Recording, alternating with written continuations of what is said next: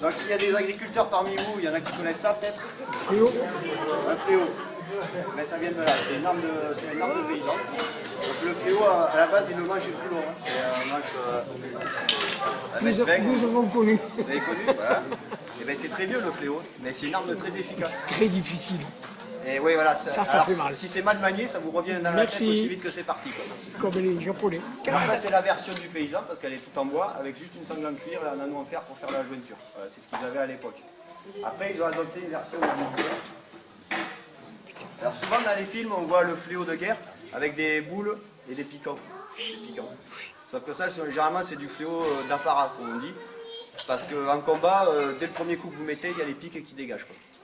Et c'est dur à fabriquer une boule à l'époque, hein, c'est le forgeron qui les faisait, et à mettre les pics au-dessus. Alors que ça, c'est aussi efficace. Ça coûte moins cher à fabriquer. Et l'effet de même. Alors l'avantage de cette arme-là, si vous tapez comme ça, là, il va taper fort. Il y a ça qui passe derrière et qui va taper derrière le bouclier. L'autre avantage aussi, si vous mettez ça marche mieux, une hache. Ça va s'enrouler Du choper la hache. autour de la hache et après vous pouvez éventuellement désarmer. Bon, si lui tire plus fort, c'est moi qui désarme. Pareil, il y avait la version longue avec un long manche qui était pour les gens de pied, les piétons, les combattants à pied, et il y avait la version du cavalier. Pour le cavalier, c'est efficace parce que vous avez la vitesse du cheval, donc, et toutes les têtes qui dépassent, vous dégagez.